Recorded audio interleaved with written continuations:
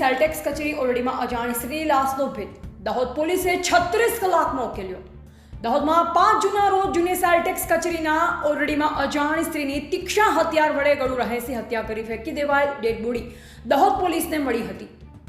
Dahod SP doctor Rajdeepsinh Jhala દ્વારા ગુનાવાળી જગ્યાએ સ્થળ તપાસ કરી હત્યારાને ઝડપી પાડવા જરૂરી સૂચન આપતા દાહોદ ડીવાયએસપી જગદીશ ભંડારીની અધ્યક્ષતામાં પોલીસ અધિકારીઓ તથા 50 પોલીસ કર્મચારીઓની ટીમો બનાવી તપાસ શરૂ કરતા લાશની પાસે પર્સ મળી આવેલ, જેમાં વાહન રજીસ્ટ્રેશન નંબર લખેલ એક ચિઠ્ઠી મળી આવેલ. જે આધારે પોલીસે તપાસ કરતા તેના માલિક સુરેશભાઈ રૂપલાભાઈ પરમાર રહેવાસી ફતેપુરાના હોવાનું જણાઈ આવતા તેઓને મરણ જણાનો ફોટો બતાવતા તેઓએ પોતાની વર્ષાબેન ઉર્ફે લીલાબેન હાલ જાબુઆ એમપી ખાતે રહેતા હોવાનું જણાવતા પોલીસની ટીમે જાબુઆ મધ્યપ્રદેશમાં લગાવેલ જુદા જુદા 100 જેટલા સીસીટીવી ફૂટેજ ચેક કરતા 5 તારીખે આ મરણ જનાર એક અજાણ્યા ઈસમ સાથે મોટરસાયકલ પર બેસી જતા જોવાયેલ.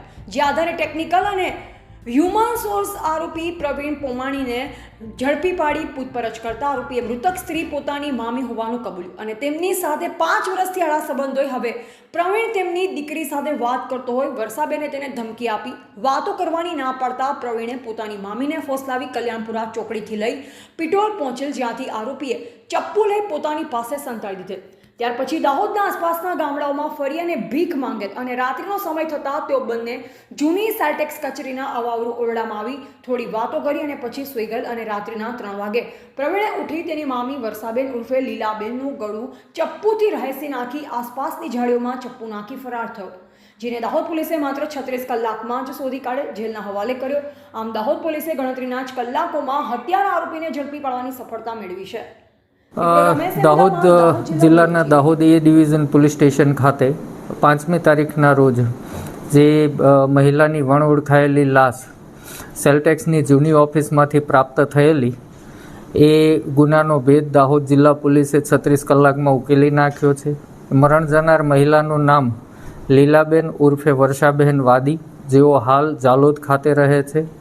તેમનું આ જે મર્ડર જે છે એ તેમના જ ભાણેજ પ્રવીણ પોમાણી વાદી નાઓએ કરેલું છે. આખી ઘટના જોઈએ તો ઘટના એ પ્રકારની હતી. પ્રવીણને પોતાની મામી લીલાબેન સાથે સંબંધો હતા અને આ સંબંધો દરમિયાન તેને લીલાબેનની યુવાન દીકરી સાથે પણ વાતચીત કરવાની શરૂ કરેલી. ત્યારબાદ લીલાબેન દ્વારા એને ધાક ધમકી આપવામાં આવેલી કે તું મારી દીકરી સાથે વાત કરવાનું બંધ કરી દે, અન્યથા આનું પરિણામ સારું નહીં આવે. જેથી એણે ધ્યાનમાં રાખી અને લીલાબેનને મારી નાખવા માટે કાવતરું કરેલું અને લીલાબેનને જાબવાથી 2-3 દિવસથી અહીંયા ભીખ માંગવા માટે લઈ આવતો હતો પોતાના મોટરસાયકલમાં. અને 5મી તારીખની રાત્રે એ લોકોએ ભીખ માંગ્યા બાદ એને આ સેલટેક્સના અવાવરૂ રૂમમાં લઈ ગયેલો હતો. રાત્રિના 3 વાગે એને જગાડી અને એ ચપ્પુ જે છે એ એણે બજારમાંથી ખરીદેલું હતું. એ ચપ્પુથી એમનું ગળું રહેસી અને એમની હત્યા કરી નાખેલી. હત્યા કર્યા બાદ ચપ્પુ ત્યાં જાડી ઝાંખરામાં ફેંકી અને ભાગી ગયેલો હતો.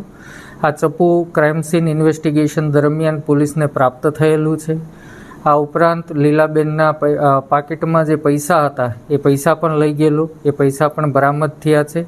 આમ દાહોદ જિલ્લા પોલીસે માત્ર 36 કલાકમાં આશરે 50 કિલોમીટર રેડિયસના 100થી વધારે સીસીટીવી કેમેરા ડીવાયએસપી જગદીશ ભંડારીની નેતૃત્વ હેઠળ 50 કર્મચારીઓની, જેમાં 10 અધિકારીઓ સામેલ હતા, એલસીબી, એસઓજી, એ ડિવિઝન, આ તમામ ટીમોની રચના કરી અને 36 કલાકમાં હત્યાનો ભેદ ઉકેલી અને આરોપીની ધરપકડ